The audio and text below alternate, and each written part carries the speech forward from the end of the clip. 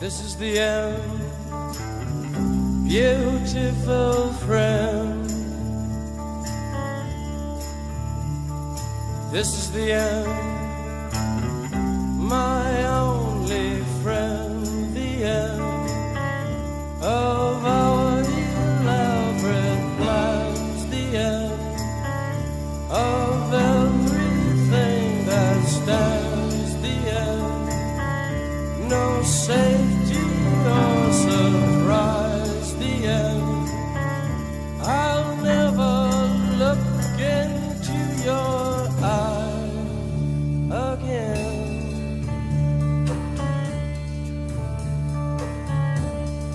Can you picture what will be? So limitless and free, desperately in need of some stranger's hand in a desperate land.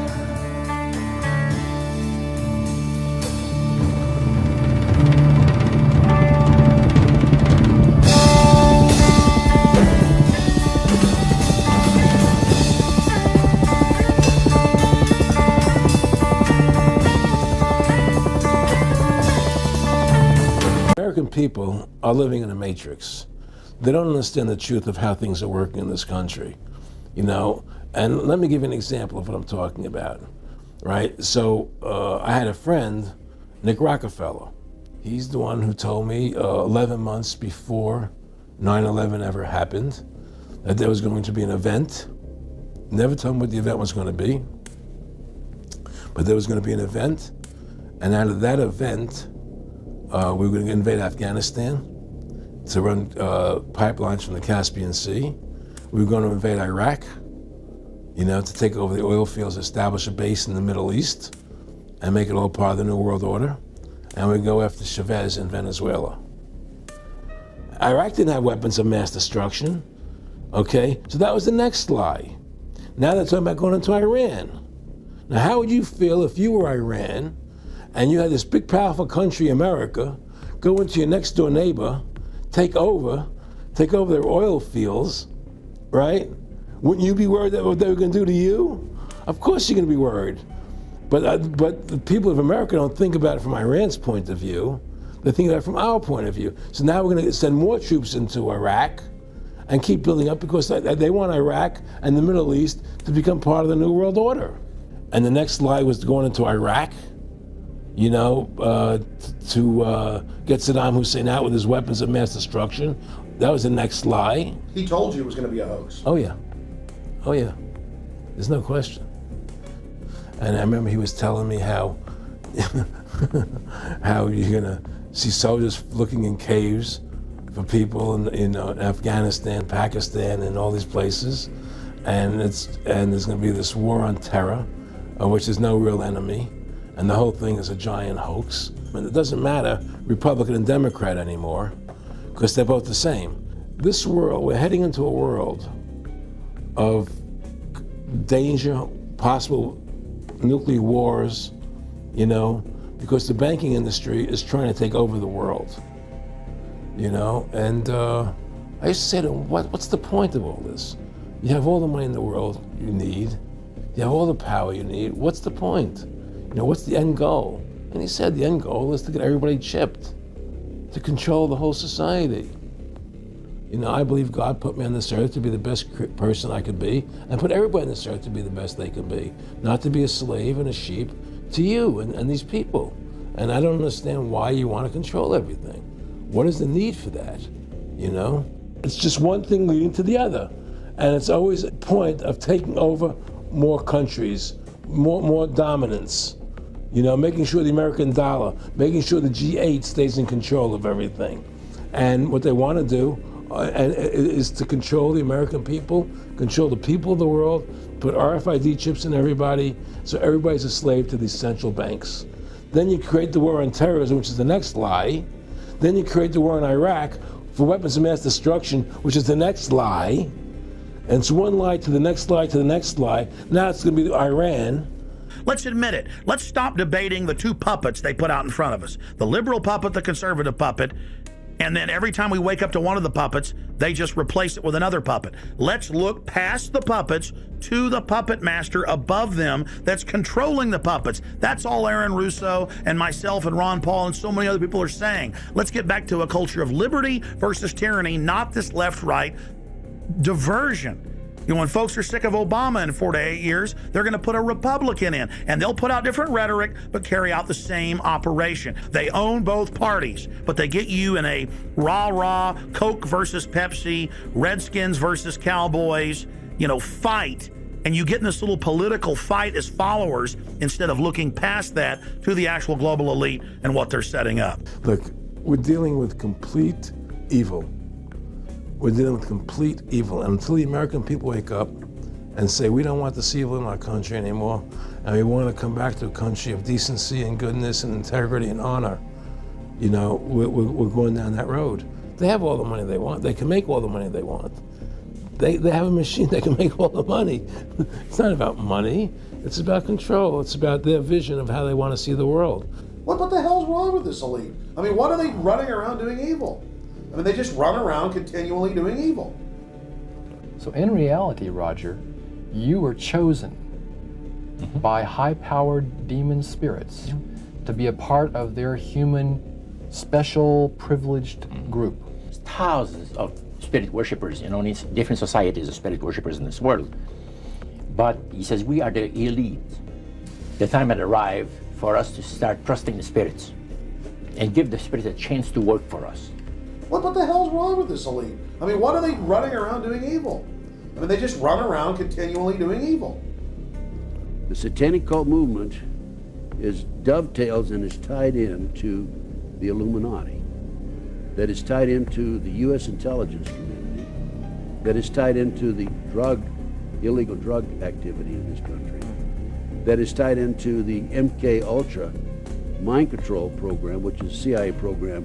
Our policy of never-ending war, regime change, and nation building is being replaced. They should make the masses the most lavish of promises. He observed, quote, the opposite of what has been promised can always be done afterwards.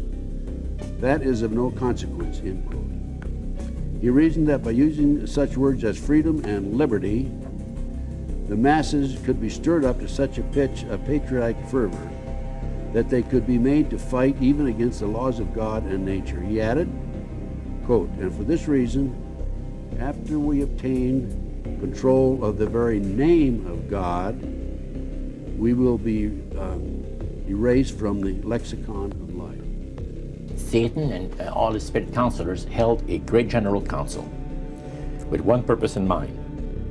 It was to prepare for the great industrial age that was soon to break upon the world.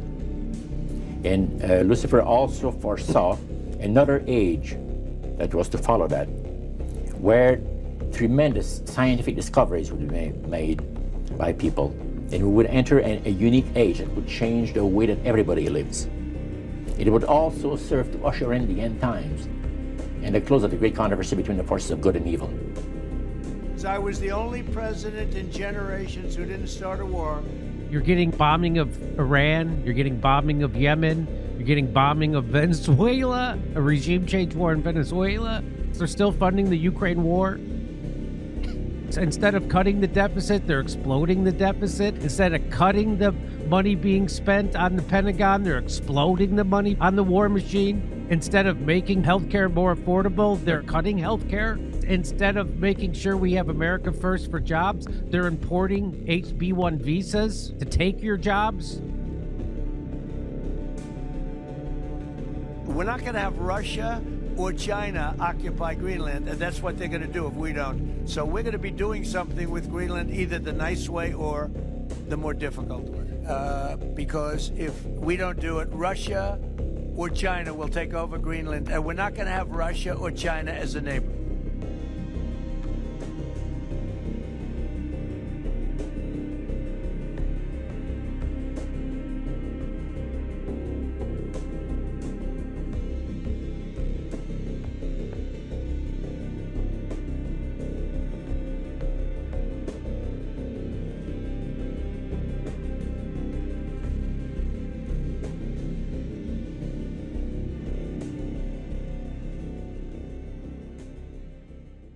and wait for a savior. You can't opt out because you don't feel sufficiently inspired by this or that particular candidate. This is not a rock concert. This is not Coachella. We don't need a messiah. Wake up! Wake up! Wake you up! Get dressed! Carol! 759 Sector C. Carol! We gotta go! We gotta get out of here! We gotta go right now! Listen to me, Steve. No, you don't understand! We've gotta go! Go where? No, we gotta go! What the hell are you talking about? Steve, this is important. Go where? That's right. Go where? What happened in your room? Are you listening? What happened in your room is not an isolated incident. It is something that is happening everywhere to everyone. So, where are you gonna go? Where are you gonna run? Where are you gonna hide? Nowhere. Because there's no one like you left. That's right. Oh, God. That's right. That's good. You're listening now. That's very good. Okay, now, I know you're frightened, Steve. I know you're scared. That's okay. I understand that. You're confused. But let me tell you something, Steve. Let me tell you something. All that anger, all that fear, all that confusion, it's gonna melt away. It's gonna go away, Steve. It's gonna go away. You go to sleep. You wake up. It's very simple. In the morning, you wake up. You feel wonderful. We will be together. We're connected. We're close. We're together. More pure. That's good. Dad. Go. Dad! Let's go to bed, Steve. Let's go to bed. Get away from me! Get away from my kid!